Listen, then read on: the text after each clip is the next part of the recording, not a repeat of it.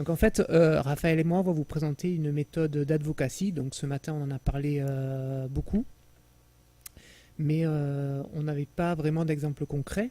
C'est ce qu'on va essayer de vous expliquer avec Raphaël. Ok. Ah, désolé pour le son. Donc cette méthode nous a été donnée par l'IFLA dans un atelier qu'on a eu en décembre dernier.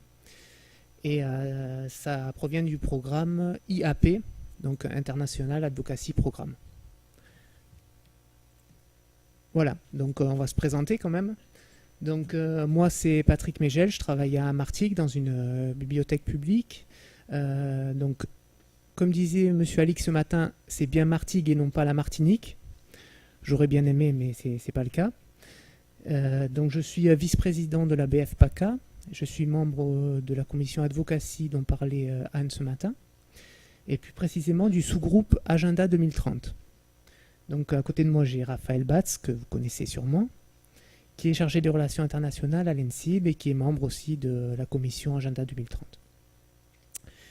Donc,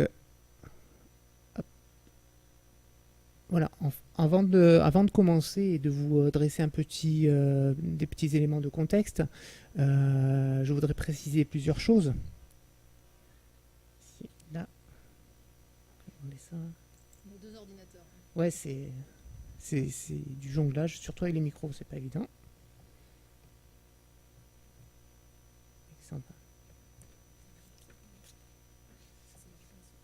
Voilà. C'est bon. Donc je voulais remercier l'ENSIB, l'ABF de nous avoir invités. Raphaël et moi étant invités à suivre la formation de l'IFLA par le CFIBD, donc il nous semblait important de remercier tout le monde. On a la lourde tâche d'intervenir à l'heure de la digestion. Donc si vous sentez l'endormissement ou voilà, n'hésitez pas à nous interrompre, à lever la main et puis il n'y aura pas de souci. Moi j'ai une question pour vous déjà. Je voulais savoir si avant aujourd'hui vous connaissiez l'agenda 2030. Alors est-ce que quelqu'un le connaissait? À part Amandine. Ok. Bon, bah voilà, et ceux de devant, mais sur les... C'est bien. Non, en fait, ce que je voulais dire par là, c'est que l'agenda 2030, avant décembre dernier, la formation, j'en avais pas entendu parler non plus. Et je trouve que ça intéressant, finalement, dans cette démarche d'advocacy, de s'appuyer dessus, et c'est ce qu'on va essayer de vous dire. Donc, l'agenda 2030, il n'est pas arrivé comme ça. Il a d'abord commencé, voilà, avec l'agenda 21. Donc ça, je pense que tout le monde en a entendu parler. Il a été promulgué en 92 à Rio et 173 pays l'ont signé. Donc cet agenda 21, vous le savez, il a été développé dans les collectivités territoriales et il était beaucoup axé sur l'environnement. Après, en l'an 2000, on a eu la conférence du millénaire avec 8 objectifs du millénaire qui ont été également vraiment axés sur la santé, l'éducation, l'environnement, le développement durable. Et donc 8 engagements ont été pris. Suite à ça, on arrive en 2015 avec l'agenda 2030. Donc vous voyez bien, c'est une suite logique de travail des Nations Unies. Donc l'agenda 2030, il est composé de 17 objectifs et de 169 objectifs connexes. Ouais, vas-y. Donc on vous a mis un petit lien, n'hésitez pas à aller consulter le site. Normalement, si tu peux ouvrir. Voilà. Donc ça, c'est les 17 objectifs de l'agenda 2030. Donc vous avez pas de pauvreté, faim zéro, santé, éducation, égalité entre les sexes, etc., etc. Et vous verrez après, enfin j'y reviendrai plus tard, il y a une nouvelle dimension qui est apparue. C'est la dimension de l'information. Donc j'avais envie, et Raphaël aussi, de vous présenter une petite vidéo. Vas-y. Oui, alors je vais passer à la diapo suivante parce que donc là brièvement Patrick vous a présenté un peu l'agenda 2030. Je voulais vous le présenter avec un double esprit, celui dans lequel il nous a été présenté, c'est-à-dire très proche de celui qui est en cours dans les gens qui ont pensé cet agenda et qui est proche aussi des collègues de l'IFLA qui nous l'ont présenté. Donc je vais d'abord vous montrer ça très, très rapidement, pas en entier je pense. C'est trop dur. Et après, je vous parlerai un peu de l'esprit critique qu'on peut avoir là-dessus. Il faut juste que ça marche, mais ça va marcher. Bien sûr, voilà. Hop. C'est bon. La révolution navale française a commencé. Utilisez les...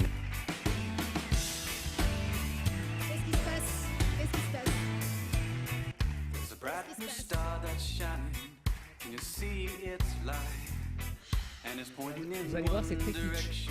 I just know it's right. There are 17 goals to strive for, and the road is long. But maybe this is what we were meant for. We're 7 billion strong. Can this finally be our time? Can these 17 goals all rhyme? We love the SDGs. We love the SDGs. And in poverty and hunger, living healthy lives, education and equality go side by side. Bon, vous avez compris Voilà. le principe? Ah si, Donc en 2030, tout devrait être réglé. Hein. c'est Voilà. ça. C'est- En 2030, on va tous danser ensemble, etc. etc. Alors, pourquoi on monte cette vidéo? Donc voilà, vous l'aurez compris, 2030, on va avoir résolu ces 17 objectifs qui sont les nôtres. Donc il y aura plus de pauvreté dans le monde, etc., etc. Évidemment, ce sont des objectifs. Ça ne veut pas dire qu'on va y arriver en 2030. Voilà, c'est une visée, internationale. L'objectif de l'ONU, c'est vraiment plutôt, évidemment, d'attirer l'attention des États, mais aussi des acteurs locaux à différents niveaux sur ces objectifs-là, de sorte que tout le monde, en gros, mette la main à la pâte et on se donne des objectifs parce qu'il faut bien se dire qu'un jour, on va y arriver, sinon, en fait, ça rime à rien. Alors, cela dit, une fois passé ça ne veut pas dire qu'il n'y a pas un certain nombre de critiques que l'on peut faire à cette notion-là. SDGs, dont vous entendez dans la chanson We Love SDGs, c'est quoi? C'est Sustainable Development Goals, donc les objectifs de développement durable. J'ai mis, donc vous pourrez les voir par la suite, un certain nombre de liens vers des regards critiques sur cette notion de développement durable. Un des premiers éléments, c'est bien sûr l'ensemble développement et durable, bien sûr, etc., etc.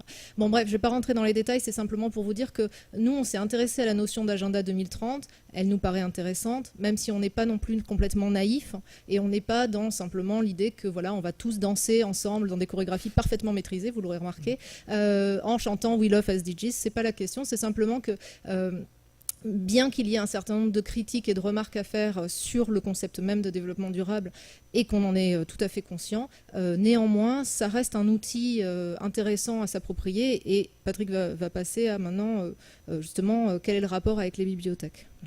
Voilà. Ce qui est important à dire aussi, c'est que dans les 17 SDGs, donc il y a 3 idées fortes, c'est zéro pauvreté, zéro exclusion et zéro carbone. Voilà, ça résume à peu près l'objectif des SDGs. Et justement, quand on dit ça, on se demande quel est le rapport avec les bibliothèques et pourquoi on s'intéresse à ça finalement, à part dans notre esprit citoyen. Donc, ce qu'il faut savoir, c'est que l'IFLA, depuis un certain temps, a un groupe d'intérêt spécial, donc qui travaille sur le développement durable, qui réfléchit notamment sur les questions de l'impact du changement climatique sur la conservation des documents, qui fait des préconisations sur des pratiques respectueuses de l'environnement, etc., etc. Donc déjà, l'IFLA a pris la mesure justement du développement durable. Et comme on vous le disait tout à l'heure, ils ont mis en place un programme d'advocacy, donc IAP, pour lequel on a été choisi, Raphaël et moi. Et ce programme, il ne vient pas non plus de nulle part. Il a été, je pense, pour beaucoup inspiré de la déclaration de Lyon. Alors, qui dans la salle connaît la déclaration de Lyon? Déjà c'est mieux que tout à l'heure. En fait, cette déclaration a intégré, a fait du lobbying pour que l'accès à l'information, le partage du savoir soit vraiment intégré dans les dispositions de l'ONU, donc dans les 17 objectifs qu'on détaillera un peu plus tard tout à l'heure, que vous aurez l'occasion de regarder. Vous verrez que l'accès à l'information elle est primordial et selon les signataires de la déclaration, c'est même un pilier du développement durable. Donc accès à l'information pour tous, dans tous les pays, de manière égale. Donc l'IFLA a réalisé pour cela une brochure extrêmement bien faite. C'est une brochure qui s'appelle Access and Opportunity for All, en français un accès et des opportunités pour tous. Et en fait, pour chaque pays, enfin pas pour chaque pays, mais pour plusieurs pays, et par objectif, donc il y en a 17, elle détaille des exemples concrets de ce qui peut être fait pour l'agenda 2030. Donc là, on voit l'exemple au Kyrgyzstan, j'espère que j'ai bien prononcé.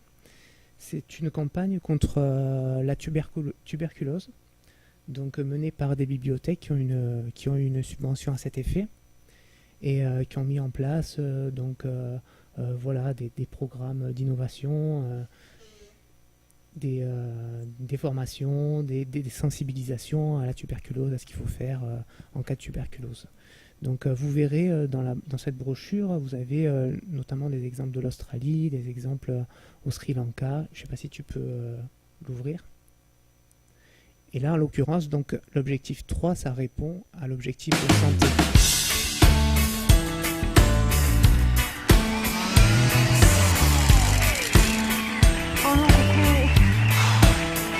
Ça, c'est de l'advocacy. Hein. Ça marche pas ? Ouais, bon, enfin, bref. Ouais, voilà. Donc, voilà. Voilà, en fait, concrètement, l'objectif 3, il permet à tous de vivre en bonne santé, de promouvoir le bien-être à tout âge. Tu peux revenir, s'il te plaît. Un an à l'autre. Voilà. Donc, les bibliothèques, qu'est-ce qu'elles font dans ce domaine-là ? Elles soutiennent cet objectif en fournissant la recherche dans les bibliothèques médicales et hospitalières qui soutient l'éducation et améliore la pratique médicale pour des professionnels de santé et qui favorise l'accès public à l'information. Donc, en plus de ces documents que fournit l'IFLA, qui sont à mon avis très utiles pour des campagnes d'advocacy, ce que j'ai oublié de dire aussi, c'est que on ne fait pas des documents pour faire des documents, c'est vraiment pour intéresser les décideurs et pour les convaincre de la valeur des bibliothèques, comme on disait ce matin. Donc pour aller plus loin et favoriser cette dynamique, l'IFLA a préparé une formation de formateurs. Donc elle s'est déroulée dans 4 régions, en Afrique, en Asie, en Amérique latine et en Europe. Il y avait 10 pays par région et 2 représentants par pays. Donc vous avez bien compris que c'était moi et Raphaël qui étaient pour la France. Donc l'objectif de l'IFLA, c'est de mettre en place une grande formation qui soit dans tous les pays, le maximum de pays possible, pour que l'advocacy devienne un principe de base. Donc tout à l'heure, je vous ai mis la photo de Batman et Robin. En fait, c'était pour illustrer le fait qu'on a des missions pratiquement de super-héros parce que c'est très compliqué, mais on va essayer d'y arriver. Donc en fait, nos 2 principales missions, c'est de sensibiliser les décideurs et les professionnels au rôle des bibliothèques dans l'agenda 2030. Donc c'est ce qu'on fait un petit peu ici aujourd'hui. Et notre deuxième étape, ce sera de sensibiliser, former et mobiliser les professionnels français à s'appuyer sur l'agenda 2030 dans leur campagne d'advocacy. Voilà, alors ça c'était pour vous présenter le contexte. Ce que je vais essayer de vous présenter, donc, c'est la méthode d'advocacy qui nous a été transmise à l'IFLA donc pendant cette formation en décembre dernier. C'est une méthode que nous, on essaye de découvrir petit à petit avec 7 étapes que je vais vous expliquer. On n'en a pas encore éprouvé ni toutes les bonheurs, ni toutes les limites non plus. Hein. C'est vraiment pour vous présenter une démarche concrète d'une campagne d'advocacy de A à Z telle qu'elle nous est proposée par l'IFLA. Alors, c'est en 7, voire 8 étapes. Je dis voire 8 parce qu'en fait, eux, ils en proposent 7 avec les 2 dernières étant une seule étape. Et je pense que ça en fait 8 qu'il faut bien distinguer. Donc identifier et analyser les enjeux, définir les buts et objectifs, identifier les cibles, définir le message et la demande, fixer le calendrier, mettre en œuvre une stratégie, évaluer et partager. Je vais revenir sur chacun évidemment. Donc la première étape, c'est vraiment d'identifier et analyser les enjeux. Ça paraît idiot, mais ça a été redit ce matin dans plusieurs interventions, donc ça ne l'est certainement pas. Il s'agit vraiment de s'interroger sur les valeurs et les missions auxquelles nos bibliothèques répondent et replacer la bibliothèque dans la société et dans la cité. On ne part pas, quand on fait une campagne d'advocacy, de ce qu'on veut obtenir. On ne part pas en se disant, voilà, ce que je veux, c'est plus d'argent, par exemple, ou ce que je veux, c'est plus de postes, ou ce que je veux, c'est une reconnaissance. On part vraiment des enjeux sociaux, environnementaux, économiques, culturels, selon le cas, sur lesquels on pense que la bibliothèque être utile, et pour lesquels, du coup, si on veut continuer cette action, on a besoin d'argent, de reconnaissance, etc., etc. C'est vraiment quelque chose qui n'est pas évident à prendre en main, parce qu'en vérité, quand on fait des gestions de projet, on se pose d'habitude la question, c'est-à-dire quand on parle de qu'est-ce qu'on vise, on se dit, alors, ce que je veux, c'est de l'argent, par exemple. Okay. Mais là, non, en fait, c'est pas par là qu'on commence. On commence par se dire, mais où on est? On se situe où? Donc pour ça, on se pose des questions du type, quel problème voulez-vous résoudre? Quelle est votre vision du futur? Que voulez-vous voir changer? Pouvez-vous exprimer votre vision simplement, etc. Ça se rapporte un peu à cette fameuse petite vidéo qu'on vous a montrée. Hein. C'est cette façon de se positionner aussi dans un espèce d'idéal, mais ça ne nous fait pas tant de mal que ça parfois. Alors, je suis désolée, je vais un peu vite, hein, mais l'idée c'est que vous nous posiez des questions après. Et puis encore une fois, c'est une méthode qu'on vous présente et que nous, on n'a pas encore totalement expérimenté. La deuxième, on en arrive au but et objectif. Alors ça, on a l'habitude, mais ce qui est intéressant dans la méthode de l'IFLA, c'est cette exigence qui nous passe de distinguer bien entre le but et les objectifs. Alors qu'est-ce qu'ils veulent dire par là? Le but, c'est ce qu'on veut obtenir pour que notre vision devienne réelle. Bon, par exemple, je veux que ma bibliothèque soit reconnue comme un acteur de la lutte contre la pauvreté. On est bien d'accord que ce n'est pas évident pour tous les décideurs, ça. Que notre bibliothèque et que nos bibliothèques sont des acteurs de la lutte contre la pauvreté. D'accord ? Donc ça, c'est notre but. Et les objectifs, ce sont des changements qu'on va pouvoir évaluer. Ce sont les bornes, si vous voulez, les bornes kilométriques, si vous voulez, qu'on va pouvoir mettre le long de notre campagne. Du genre, être inscrit sur la liste des acteurs qui, sur un territoire donné, luttent avec leurs moyens spécifiques contre la pauvreté. Moi, je sais pas, par exemple, s'il y a une page web sur le site web de la mairie sur la lutte contre la pauvreté, est-ce que les bibliothèques sont dedans ? S'il y a un annuaire des acteurs sociaux, éducatifs, est-ce que la bibliothèque est dedans, etc., etc. Donc, l'exigence de l'IFLA, c'est de nous dire, attention, faites la différence entre votre vision, donc c'était le point d'avant, c'est-à-dire comment vous pensez que la bibliothèque est utile sur votre territoire, et le point 2, qui est de dire, il y a un but et il y a des objectifs. Ce sont des choses distinctes. Le point 3, c'est d'identifier les cibles. Donc, évidemment, identifier d'une part les décideurs et d'autre part les personnes d'influence. Alors, évidemment, elles peuvent être locales, elles peuvent être nationales, régionales, etc. Et il ne faut pas oublier le secteur privé, évidemment. Alors, secteur privé au sens très large, parce qu'on peut y mettre aussi là-dedans l'associatif, etc., etc. Les questions à se poser sont assez évidentes. On a l'habitude en bibliothèque, dans les gestions de projets, donc là, je ne vous apprends rien. Hein. Qui sont les acteurs mais évidemment, de ce qui est dans notre exemple-là, par exemple, c'est la lutte contre la pauvreté. Donc, qui sont les acteurs de la lutte contre la pauvreté sur votre territoire? Quels sont leurs périmètres d'action? Il ne s'agit pas qu'on essaye de voir si on peut faire le travail des autres. Hein. C'est pas ça l'advocacy. Hein. C'est pas de voir si on peut pas être un peu manger à tous les râteliers. En gros, c'est pas ça. Hein. C'est vraiment se dire, voilà, il y en a qui font ça, et nous, où est-ce qu'on se situe sur cette cartographie en fait locale dans ce champ-là? Et quelles sont les relations que ces acteurs entretiennent les uns avec les autres? En gros, une chose dont je me suis aperçue dès lors qu'on commence à faire un peu d'advocacy, c'est combien il est important d'avoir une vision politique du territoire. C'est-à-dire de déterminer qui connaît qui fait quoi, quels sont les liens entre les différentes associations, les différents acteurs locaux, etc., etc. Alors pour tous ceux qui travaillent là en bibliothèque municipale, ça vous paraît peut-être évident, mais moi je viens des bibliothèques universitaires et ça ne l'était pas du tout. Voilà. Donc ça me paraît important de le préciser pour ceux qui viendraient comme moi des bibliothèques universitaires. Quatrième étape, définir le message et la demande. Ce qui n'est pas exactement la même chose, encore une fois. Le message, il décrit le problème. Il propose des solutions argumentées. Il doit être clair, court et persuasif. En gros, le message, ce à quoi nous a entraîné l'IFLA, et d'ailleurs, ici dans la salle, il y avait d'autres personnes qui étaient à ce workshop, et il y avait notamment Barbara qui est là. Et Barbara et Patrick ont joué à des jeux de rôle pendant qu'on était à l'IFLA, où il fallait défendre justement un projet vis-à-vis d'un ministre. La ministre étant d'ailleurs Barbara, pas gentille du tout comme ministre, hein, je vous conseille pas du tout de les lire.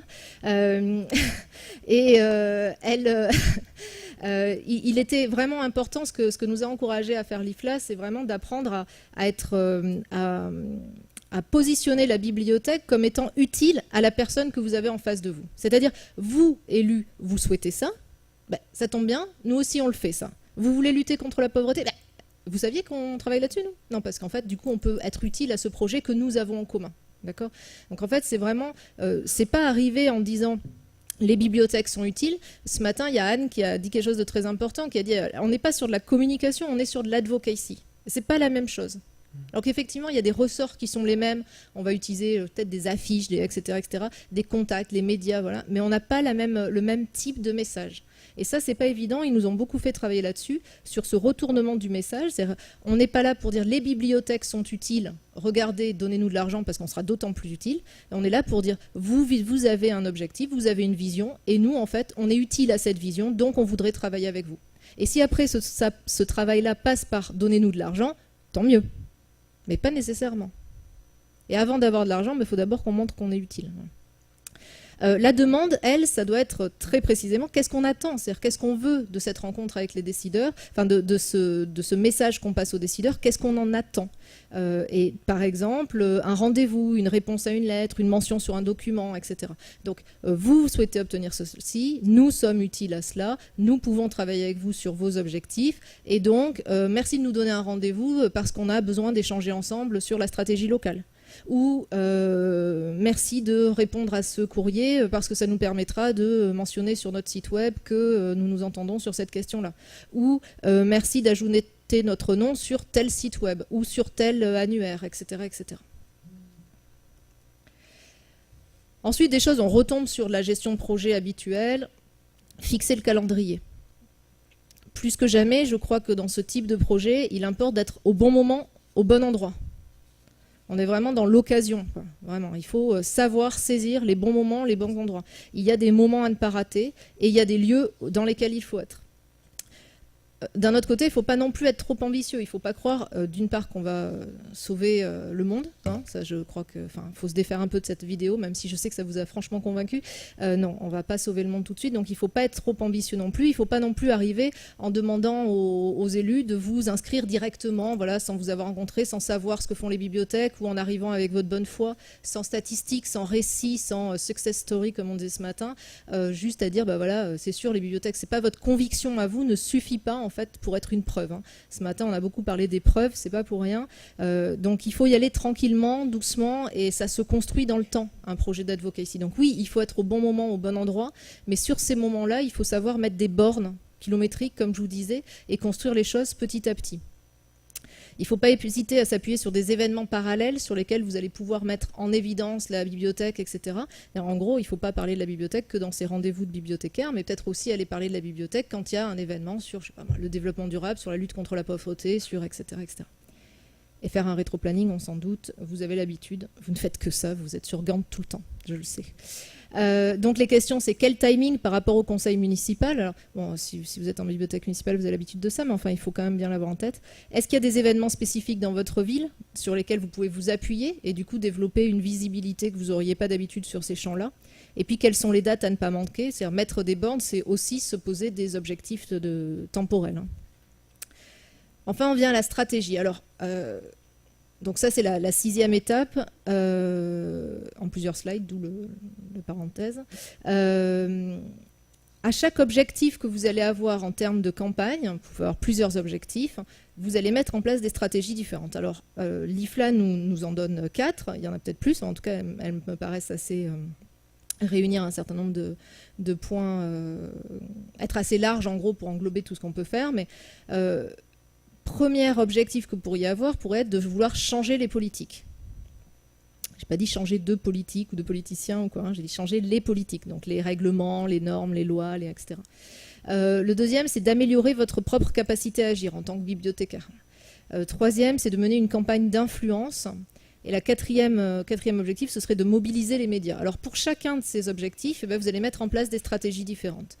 Par exemple, pour changer les politiques, vous allez plutôt préparer des documents, de la documentation, de l'information, des statistiques, comme on a dit ce matin, ou des récits, prendre des rendez-vous, fournir des preuves, etc.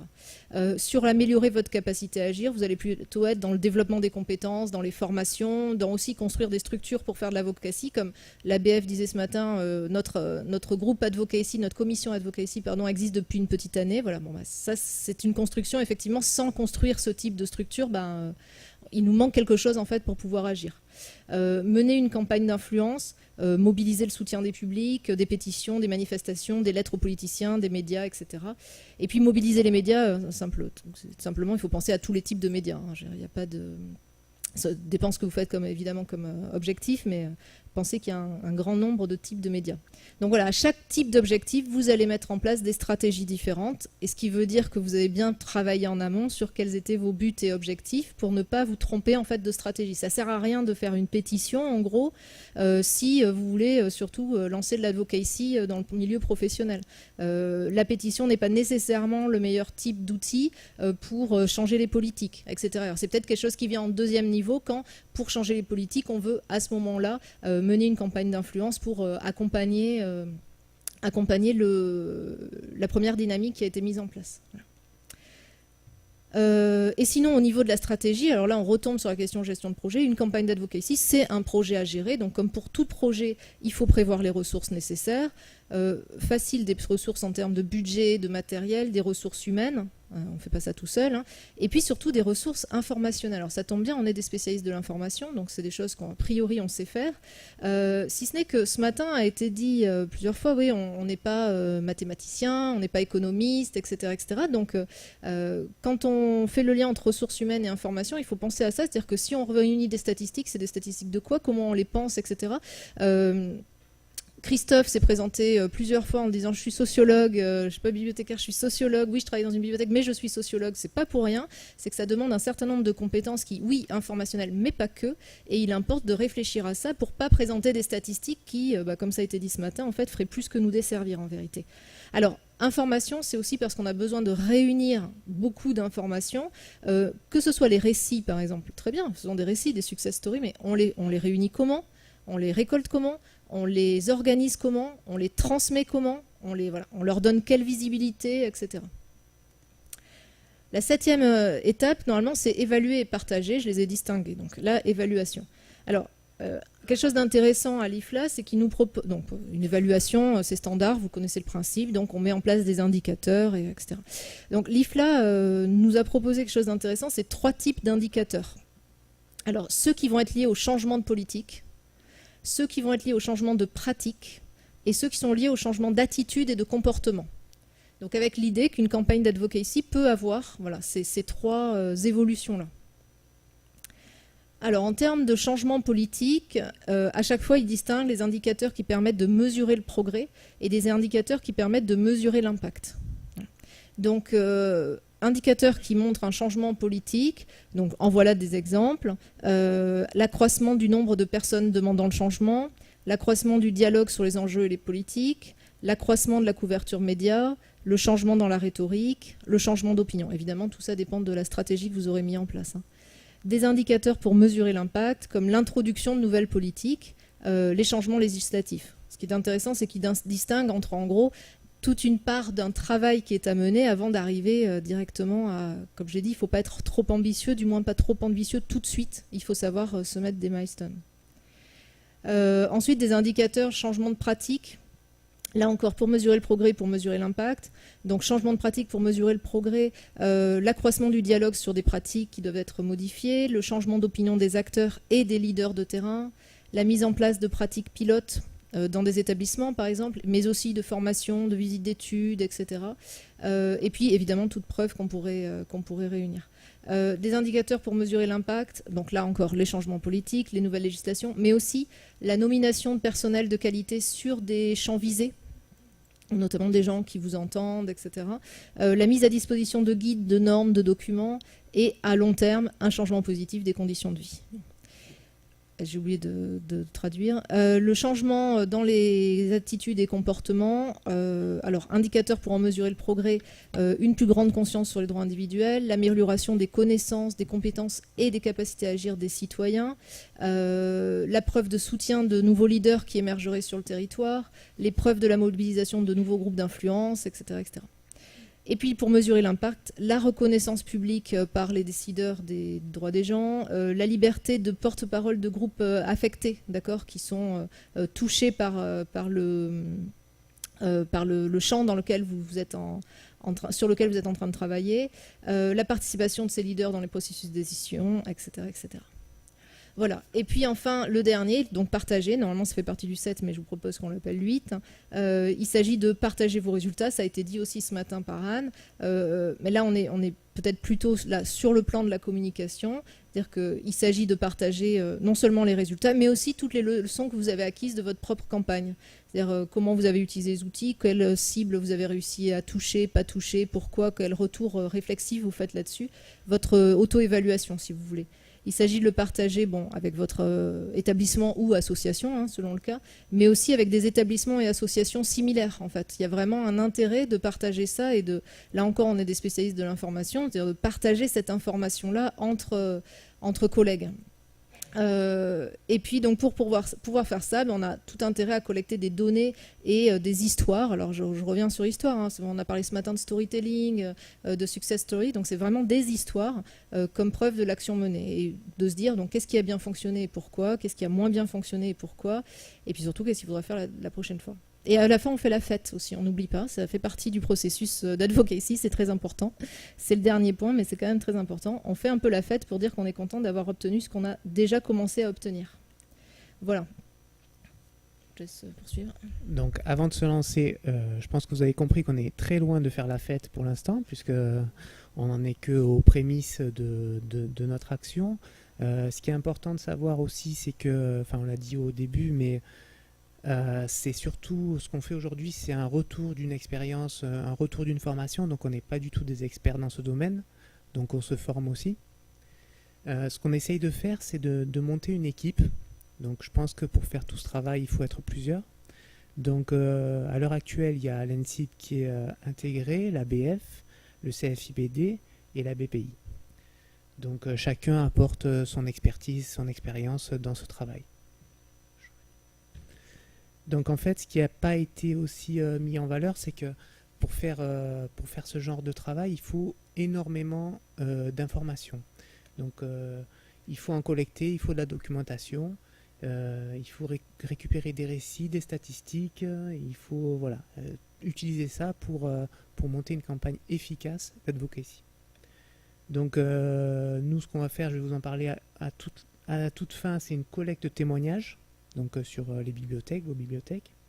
On espère créer un site web aussi. On a déjà créé une page Facebook qui est en gestation pour l'instant. Donc on essaie de réaliser des infographies.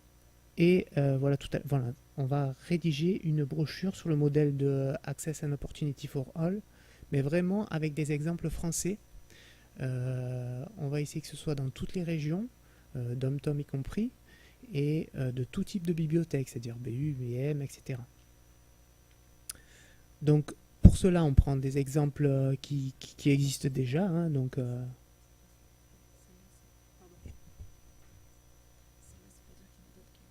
oui. Donc en fait, oui, c'est une subtilité, mais c'est vrai qu'il y a d'autres structures qui le font déjà. Donc Public Libraries 2020, donc Anna va certainement vous en parler tout à l'heure. Donc il y a des statistiques pays par pays, avec vraiment des brochures très très très bien faites et très intéressantes. Donc la BPI a un travail qui est bibliothèque dans la cité. Et là, peut-être que tu veux parler de l'expérience de l'ALA, que tu connais peut-être mieux que moi. Oui, c'était juste pour vous dire qu'effectivement, il y a des exemples de documentation, il y a d'autres gens qui font de l'advocacy qui sont en cours, donc tu as dit pour Public Library 2020. L'enquête a été signalée ce matin à BF, BPI, et puis l'ALA, dont on a très, très peu parlé ce matin, mais a notamment, parmi toutes ces actions d'advocacy, organise une journée qui s'appelle le Snapshot Day, Library Snapshot Day, donc chaque bibliothèque peut s'en saisir, et ils invitent en fait les collègues, enfin pas les collègues, pardon, les usagers à se prendre en photo dans la bibliothèque en train de montrer des choses qu'ils font dans les bibliothèques et qui sont pas toujours que je viens, je prends un livre, je lis, etc. Ce que nous on sait mais qui est pas toujours évident. Et l'idée, voilà, c'est un peu de faire des petits récits comme ça, photographiés d'une vie dans la vie de d'une journée dans la vie de la bibliothèque. Donc c'est l'histoire dont on parlait tout à l'heure, mais en images. Donc voilà notre gros projet pour l'instant, c'est ça, c'est de réaliser une brochure sur tout ce que font les bibliothèques en corrélation avec l'agenda 2030. Donc je vous ai parlé tout à l'heure on va se servir de bibliothèques dans la cité de la BPI, de la plateforme projet de l'ANSIB, et l'ABF sur son site a également un onglet. Donc je vous invite à y aller, je vous invite à copier le lien. Et si vous avez envie que votre bibliothèque apparaisse comme exemple dans cette brochure, ben, vraiment on a besoin de vous. Voilà. Donc n'hésitez pas à aller remplir, ça prend 5 minutes. Et ça nous permettra de faire quelque chose de correct et puis de global. Merci beaucoup.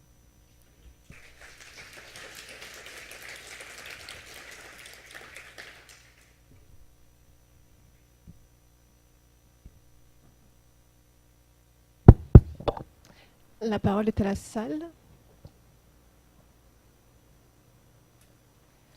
Est-ce que vous pouvez nous donner un ou deux exemples qui illustreraient des objectifs à partir d'activités de bibliothèque, de projets de bibliothèque et d'objectifs de l'agenda, pour que ce soit un peu plus concret? Ouais.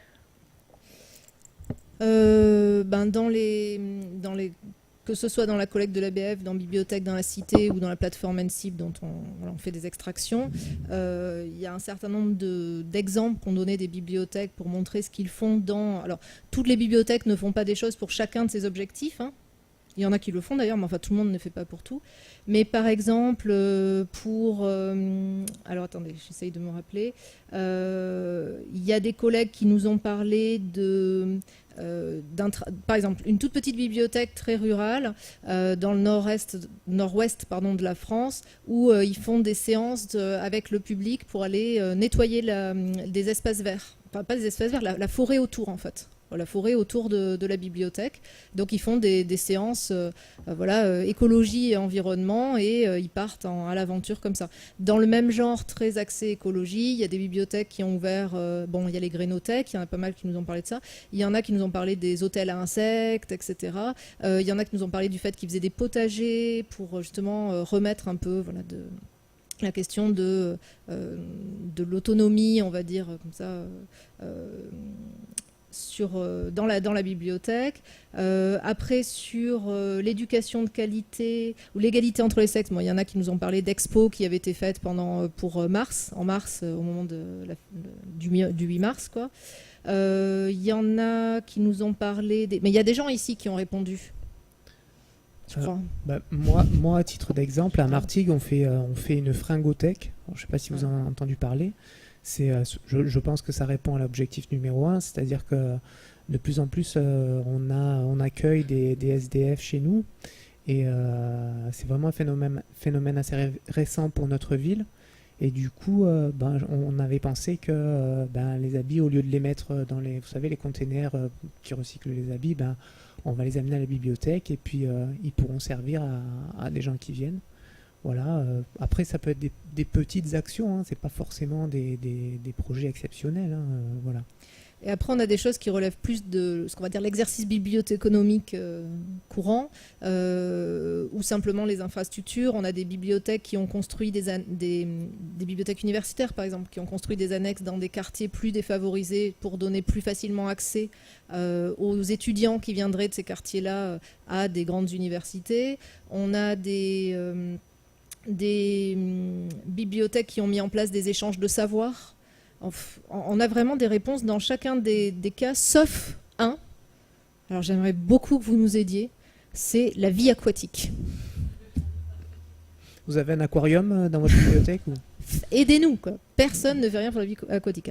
J'ai bon espoir que nos collègues des DOM-TOM nous répondent, mais enfin, il y a quand même un certain nombre de côtes maritimes en France métropolitaine, et donc, voilà, étonnamment, il n'y a personne qui nous répond sur la vie aquatique. Je suis très déçue. Mais sinon, il y a par exemple, on a demandé, il y a Olivier Tachot est dans quelle bibliothèque maintenant? Je ne me rappelle plus. Caen, voilà. Et donc on a demandé à Caen, ils vont pas tarder à nous répondre, je crois, parce que eux, par exemple, ils mènent quelque chose qui est sur les liens entre industrie, etc., qui est de faire des visites guidées de la bibliothèque pour des entreprises locales, par exemple, etc. Bon, mais typiquement, ce genre d'action, ça rentre aussi dans l'objectif 9, ou d'ailleurs, ça peut rentrer dans l'objectif 8, etc., etc. En fait, c'est difficile de répondre à ça comme ça à chaud, parce que, évidemment, j'ai pas mes notes devant moi, j'avais pas prévu. On aurait dû répéter avant, j'aurais tout sous les yeux. Mais certaines actions, quand j'en parle à des collègues, ils me disent, ah bah, tiens, nous, on a mis en place, par exemple, une foire au savoir. Et je leur dis, ah bah tiens, ça peut peut-être rentrer dans nos objectifs. Et ils me disent, ah bah non, pas trop. Bah en fait, si, ça rentre non seulement dans peut-être l'objectif éducation, ça peut rentrer dans l'objectif 16, transparence, ça peut rentrer dans l'objectif travail décent, parce que c'est des échanges en fait, de travail, etc., etc. En fait, c'est vraiment des points de vue, et c'est se poser la question en tant que bibliothèque de ce que je fais, en fait, quelle en est l'utilité sur mon territoire. Voilà, moi c'est comme ça que je le vois. Je le vois pas trop sur le plan de développement durable, pour tout vous dire. Je le vois plutôt sur le terme développement du territoire. Et je me dis, voilà, sur mon territoire, quelles sont les dynamiques et dans quelle mesure ma bibliothèque peut avoir une action, qu'il s'agisse de lutte contre la pauvreté, de lutte contre les différences d'éducation, etc., etc. En fait, on rentre dans plein de catégories. Et pour l'instant, je vous dis, la seule qui n'a rien, c'est vie aquatique. Donc, ouais. Vous savez ce qu'il vous reste à faire. Hein. Ce qui est important de savoir aussi, c'est que les différents objectifs sont interconnectés. C'est-à-dire qu'en fait, vous pouvez répondre à plusieurs objectifs en même temps. Alors, je ne sais pas si ça va répondre vraiment à la vie aquatique, mais dans une vie antérieure, je travaillais à Nîmes et j'étais responsable d'une médiathèque de quartier qui était juste à côté d'une garrigue. Et justement, en partant du postulat que la bibliothèque était ancrée dans son territoire, bon, la bibliothèque était dans une cité, mais à 100 mètres, on était dans une garrigue. Et il y avait un parc qui s'appelait le parc des Escates, dans lequel il y avait une rivière.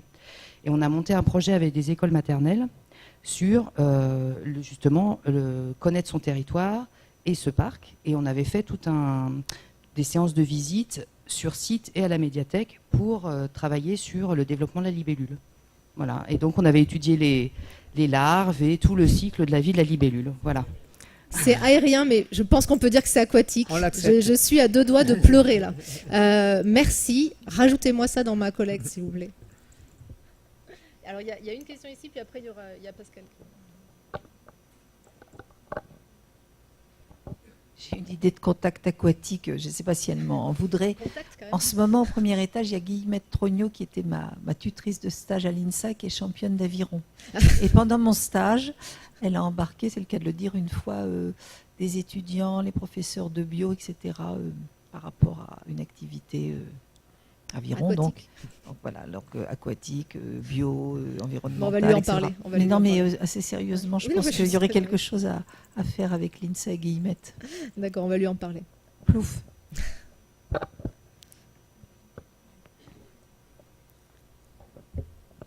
Merci pour votre exposé très clair et très vivant. Une simple question pratique. Pouvez-vous expliciter davantage par quels canaux, selon quelles modalités vous avez interrogé les bibliothèques et continuez à le faire pour recueillir des exemples? Et est-ce que ça s'adresse bien à tous les types de bibliothèques? Oui, alors je réponds dans le désordre. Ça s'adresse bien à tous les types de bibliothèques. Tout à l'heure, Patrick a dit bibliothèque municipale, universitaire et d'autres. Le et d'autres est important aussi. Hein, c'est-à-dire que vraiment, on l'a fait passer aussi aux collègues de l'APDEN, ex-FADBEN, pour ceux qui connaissent. Donc, c'est les collègues qui sont professeurs documentalistes dans l'éducation nationale. On l'a ouvert aussi, par exemple, des collègues nous ont dit, mais moi, je suis plutôt une bibliothèque de centre de documentation recherche. Voilà. Ben oui, il y a aucun problème. Des questions nous ont été posées par des établissements du type bibliothèque associative, genre Valentin Haoui, des choses comme ça. Bon, ça rentre totalement. Hein. C'est pas une question, en fait, si vous voulez, de statut. Voilà, là en l'occurrence, là ce qu'on cherche, c'est voir dans quelle mesure un centre d'information et de documentation, alors parfois c'est une bibliothèque, parfois ça a ce nom-là, parfois c'est centre de documentation, a un impact, si vous voulez, en gros, et en tout cas vise à en avoir un sur des logiques de dynamique sur un territoire. Alors après, sur comment on fait pour recueillir des collectes, recueillir la collecte? On l'a fait diffuser via les canaux de l'ABF. Comme je dis, attention, les brochures, sites web et tout ça qu'on vise de faire ne sont pas liés qu'à cette collecte, mais aussi à des extractions qu'on fait en travail avec les collègues de l'ENSIB sur la plateforme des projets et les collègues de la BPI pour Bibliothèque dans la Cité, parce qu'il y a un certain nombre d'actions qui ont déjà été données et qu'on va récupérer. Et on va demander évidemment aux collègues s'ils sont d'accord pour figurer sur les documents. Et puis, pour compléter ça, on a la collecte. Donc, elle est passée par les circuits de diffusion habituels, je dirais, de l'ABF, puis elle a été envoyée à un certain nombre de partenaires dont on espère qu'ils l'ont fait diffuser, qu'ils l'ont diffusé à leur tour. Et puis aussi, surtout, on fait de la veille. Donc par exemple, on voit, je sais pas moi, dans Livre Hebdo, une bibliothèque qui a fait quelque chose qui nous paraît être très objectif 8, objectif 10, etc. Et on contacte les collègues. Quelque chose dont je me suis rendu compte, c'est qu'il y a quand même à l'ENSIB, on voit passer beaucoup de bibliothèques, donc on connaît pas mal de collègues. Et en parlant avec les collègues, en disant regarde cette collecte, tu pourrais peut-être la remplir, les gens me disent ah mais ouais, mais moi je corresponds pas. Et donc il faut parfois dire aux gens mais si tu vois ça, tu fais ça, et ça correspond à tel objectif, etc. Donc nous on a fait vraiment ce travail de pointer des établissements qu'on connaît en leur disant bah tiens regarde, je crois que ça et ça et ça que tu fais et que je sais que tu fais, ça correspond. Et en général, ils me disent bah oui, tiens, ces 3 exemples-là, oui. Puis en fait, j'en ai complété et j'en ai rajouté 14 autres, quoi. Voilà. Donc typiquement comme ça, on a pu toucher les collègues, pas mal de collègues en PACA, grâce à toi, des collègues de BU, genre Lyon 1, Angers, voilà, Clermont-Ferrand. Voilà, par nos contacts. Et puis après, des collègues plutôt dans des grosses BM, genre Lyon, Bordeaux, là aussi, parce qu'on connaît les gens, etc. Donc, c'est pareil, en fait, nous, on encourage chaque personne à regarder la collecte, surtout à regarder l'agenda 2030, à se poser des questions là-dessus, et puis à ne pas hésiter à diffuser. Plus on réunira d'exemples, etc., plus on pourra produire des documents dont vous pourrez vous saisir sur votre propre territoire. Parce que l'objectif, c'est ça quand même, c'est de pouvoir dire, bon, moi je pense que ma bibliothèque est un acteur de la lutte contre la pauvreté, mais une fois que vous l'avez dit, bon, vous manquez peut-être de preuves. Hein, on a parlé beaucoup de preuves ce matin. Bah, voilà. Et si on peut s'appuyer parfois sur des exemples d'autres bibliothèques en disant, bah, regardez, eux, ils font ça, ça en fait partie. Ils font ça. Donc comme ça, avec ces types d'exemples, on participe à la réalisation de cet objectif. L'IFLA avait fait une brochure, mais le problème de cette brochure, c'est comme... Enfin, c'est le problème. C'est qu'il y a d'abord, il n'y a aucun exemple français. Voilà, je ne sais pas où on était ce jour-là, mais on n'était pas là, on n'y était pas. Et il n'y avait pas d'exemple français. Et tous les exemples, ils sont hyper intéressants. Mais bon, quand on dit à un maire de je ne sais pas quelle ville en France qu'au Kirghizistan, ils font je ne sais pas quoi, bah, il est content. Hein, ouais, mais bon, genre, ça ne sert pas nécessairement nos intérêts.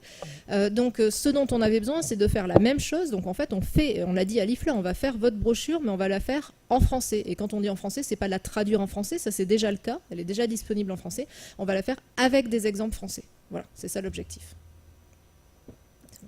Merci. Merci beaucoup. Merci à tous les deux et on enchaîne. Merci.